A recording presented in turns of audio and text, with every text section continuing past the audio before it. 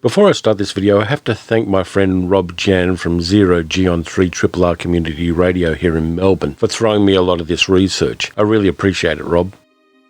Patty Jenkins' 2017 Wonder Woman, Anna Boden and Ryan Fleck's 2019 Captain Marvel, and Kathy Yan's 2020 Birds of Prey and the Fantabulous Emancipation of One Harley Quinn are rightly heralded as breakthrough movies featuring strong female superheroes. Whether you liked those individual movies or not, female superheroes are now integral to this resurrected mode of storytelling. But Diana, Carol and Harleen are far from the first female superheroes to have their own movies. I think it's important to discover the female heroes that came before, because the history of female superhero movies is a lot longer and a lot more diverse than you might think. Female superheroes and female masked vigilantes in cinema predate the existence of Superman, Batman, and any Marvel superhero. So let's dive into that. Before I start, if I mispronounce any names, I apologise. And if I miss any important characters, let me know in the comments section. I'm happy to be corrected and to learn more about this aspect of popular cultural history. I'm going to focus on female protagonists with superpowers. However, there were a lot of female vigilantes and jungle goddesses I could add to the list, like a Perth, Western Australia-born woman called Mary Evans, who grew up in India at the start of the 20th century and reinvented herself as Fearless Nadia, who in 1935 made a movie called Hunter Wally, where she played Princess Maduri, who became the titular masked vigilante. Fearless Nadia did most of her own stunts, by the way.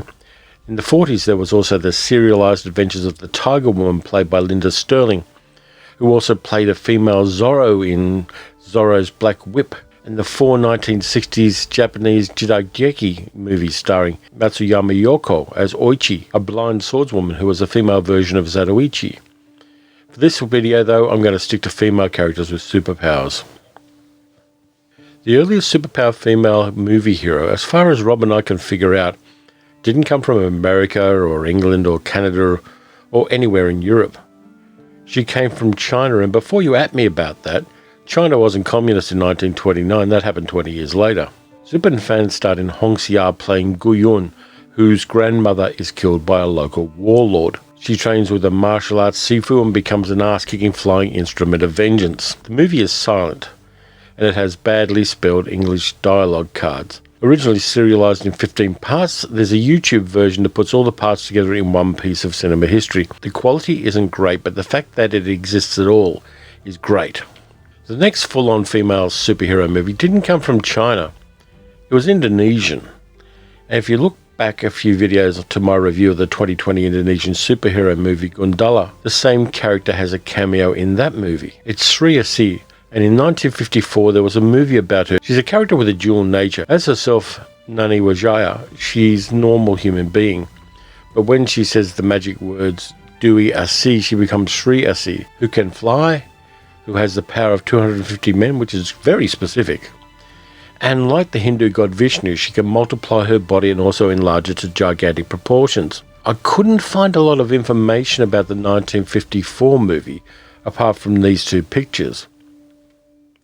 Sri Asih was played by Mimi Mariani, and the character was created by the Stan Lee of Indonesian comics, R.A. Kosasih, who, unlike Stan Lee, went bald gracefully.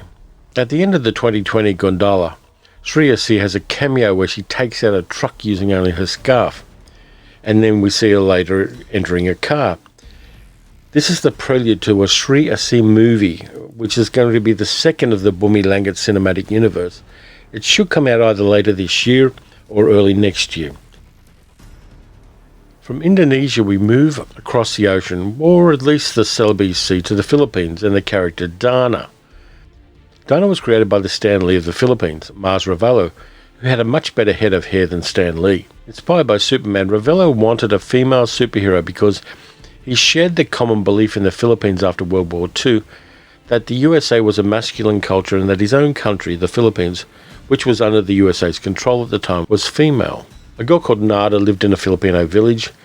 She saw a shooting star land nearby and found a small white stone at the crash site. Trying to hide the stone from her sister, she put it in her mouth. The stone wriggled down into her stomach and whispered for her to say the word Darna. When she did, she shazammed into a tall warrior woman who can fly, was pretty much invulnerable, and was superhumanly strong. Between 1951 and 2020, there have been 15 Darna films and at least 3 TV series. The movies are pretty diverse, including a 1970 comedy movie, Darna Kuno, where comedian Dolphy plays a man who becomes Darna when Darna gives up the stone temporarily while she's pregnant. I suppose you had to be there for that one. While we're in the Philippines, let's look at Supergirl. Not the 1984 American one starring Helen Slater and the self-medicating Peter Cook, but the 1973 movie starring Pinky Montilla as a village girl given a magical ring by a fairy so that she can fight a giant frog created accidentally by a female mad scientist. This one is totally unrelated to the DC franchise, but I'm definitely going to watch it if I ever get the chance to. That brings us to the 1984 Helen Slater's Supergirl, who post-dates several American TV adaptations of Wonder Woman by about a decade. Helen Slater does a pretty good job as Kara, the teenager from Argo City, who comes to Earth to find the Omegahedron that powers her home, demonstrating the problem of any community relying on one source of energy. She has to deal with Faye Dunaway's Selena, an aging witch who seems to be mostly pissed off at younger women, and who, with the aid of Peter Cook's Nigel and her bestie Bianca, played by Brenda Vaccaro, has weaponized the Omegahedron. This one's dumb, silly fun, and somewhat better than I remember it being the first time I saw it. The history of female superhero movies was a fascinating rabbit hole to dive down. It was more diverse and inclusive and multicultural than I thought it would be, and if the Bummy Langat Sri Asih movie coming out is any indication, it has a bright future too.